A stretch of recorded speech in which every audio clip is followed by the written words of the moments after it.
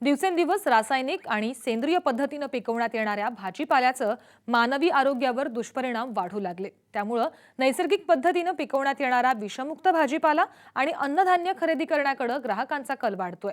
पुण्यातल्या सकाळनगरमध्ये zero budget नैसर्गिक शेती तंत्रज्ञान पद्धतीने तयार करण्यात आलेल्या भाजीपाला आणि अन्नधान्य विक्री केंद्रावर ग्राहकांची होणारी गर्दी हेच दर्शवते।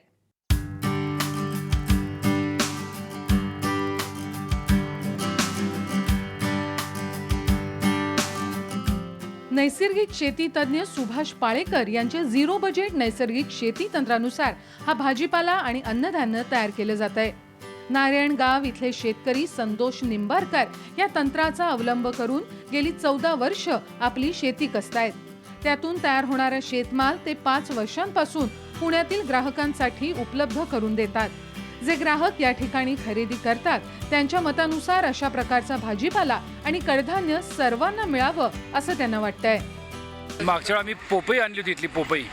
त्या पोपई इतकी मधुर होती खायला टेस्टमध्ये की अजूनपर्यंत सुद्धा ती पोपई चव रेंगाळत आहे। आत्ता माझ्या हातामध्ये पेरू आहे काय, तर पेरू पोपई भाजीपाला एकदम चविष्टच आहेत। त्या भाजीपाला म्हणजे कसं आपण मंडईतून वगैरे आणतो तो लवकर खराब होतो, पण हा लवकर खराब होत नाही। भाजीपाला महाग आहे असं काही नाही। वर्षभर हा सातत्याने 70 रुपये किलोनी तो विकत असतो। आधी 60 रुपये होता, आता 70 रुपये किलो आला। मार्केटचे भाव जरी वाढले तरी तो त्याच भावाने विकत असतो। कांदा हा सातत्याने 40 रुपये किलो नसतो। मार्केटमध्ये 100 रुपये झाला तरी 40 रुपये आणि मार्केटमध्ये 10 रुपये झाला तरी 40 रुपये। त्याच्यामुळे हा खूप महाग आहे असंही नाही। म्हणून लोकांनी याचं खरोखर नैसर्गिक शेतीने उत्पादन केलेलं भाजीपाल्याचं आपल्या पुण्यामध्ये बरेचसे लोक वितरण करत आहे झिरो बजेट नैसर्गिक शेतीने पाळेकरांच्या तंत्राने वापर करून। तर खरोखर याचा फायदा आपण घ्यायला हवा आणि मी धन्यवाद देतो या शेतकऱ्यांना की त्यांनी खरोखर मेहनतीने आपल्याला विषमुक्त अन्न पुणेकरांना देत आहे। या ठिकाणी खरेदी करणाऱ्यांमध्ये व्यवसायाने डॉक्टर असणारे अनेक लोक आहेत। त्यांच्या मते अशा प्रकारचा भाजीपाला पुण्यासारख्या ठिकाणी उपलब्ध होणे हे एक प्रकारचं वरदानच आहे। त्याचप्रमाणे आरोग्याच्या बाबतीत असणाऱ्या समस्या या भाजीपाला आणि अन्नधान्यामुळे कमी झाल्याचं मत अनेक ग्राहक व्यक्त करतात।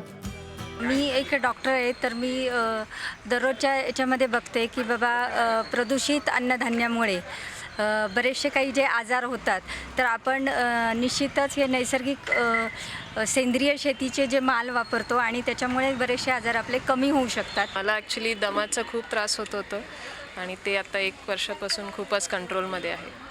So all thanks to Nimbalkar. 3 वर्षापासून घेते।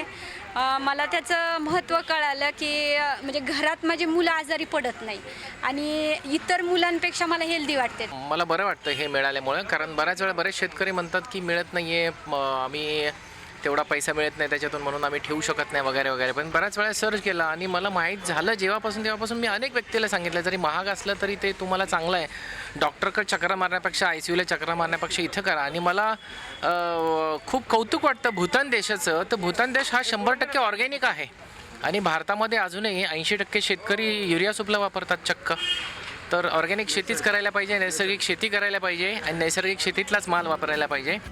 नैसर्गिक शेती तंत्राच्या माध्यमातून तयार होणारा शेतमाल अनेक ग्राहकांना महाग वाटतो, परंतु इतर पद्धतीने तयार होणाऱ्या शेतमालाच्या तुलनेत तो सर्वोत्तम असल्यानं त्याला चांगली मागणी आहे। या ठिकाणी मिळणाऱ्या भाजीपाल्याचा आणि अन्नधान्याचा दर वारंवार बदलला जात नाही, तो कायमस्वरूपी समान ठेवण्यावर भर दिला जातो। त्यामुळे ग्राहकांना देखील ठराविक बजेटमध्ये महिन्याची खरेदी करता येते। त्याचबरोबर अशा प्रकारचा भाजीपाला आणि शेतमाल शहरातील ग्राहकांना देखील स्वतःच्या घरी तयार करता येणं शक्य असल्याचं मत या नैसर्गिक शेती तंत्राचे पुरस्कर्ते सुभाष पाळेकर यांनी व्यक्त केलंय। आठवड्यातून मी फक्त एक वेळ येतो, सोमवारी येतो फक्त आणि सोमवारी येतो आणि कडधान्य मी असं ग्राहकांना देतो। माझे ते म्हणजे जर सोमवारी ते 5:30 ते 7 हा वेळ आहे। इथं ग्राहकांना म्हणजे 5 वर्षापासून जे ग्राहक माझे बांधलेले आहेत ते आज ताग्यात आहेत आणि ग्राहक वाढत आहे। ग्राहक 5 वाजल्यापासून कोणती भाजी माझ्याकडून राहीन म्हणून ते अर्धा तास आधी वाट पाहतात आणि असंख्य प्रमाणात त्या आठवड्याची भाजी घेऊन जातात। माझा इथं 8 ते 10 हजार रुपये काउंटर होतो, जो 200 ते 300 किलो माल विक्री होतो। 60 रुपये सरासरी विक्री आहे त्याची किलोची आणि शॉर्टमध्ये 80 रुपये विक्री आहे। आणि फ्लावर विशेष म्हणजे 100 रुपये 120 रुपये फ्लावर विकतो, छोटे असतो। हंगामी बिगर हंगामी घेतली तर आणि हंगामात मी 60 रुपये विकतो।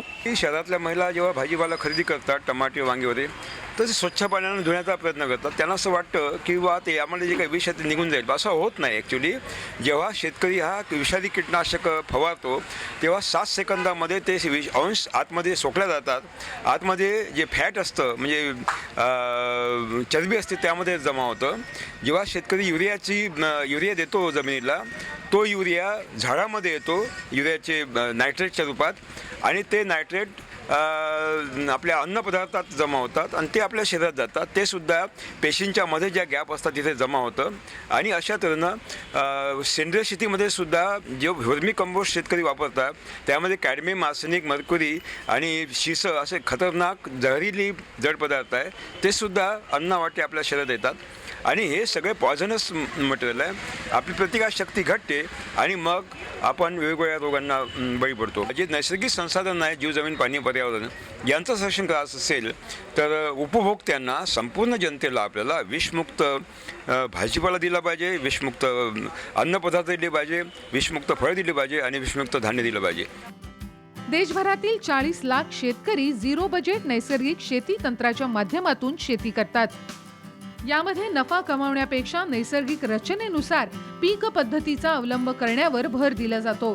त्यामुळे मिळणारे उत्पादन तुलनेनं कमी असलं तरी पूर्णतः विषमुक्त, सकस आणि दर्जेदार असतं. राजेंद्र हंकारे, साम टीव्ही, पुणे.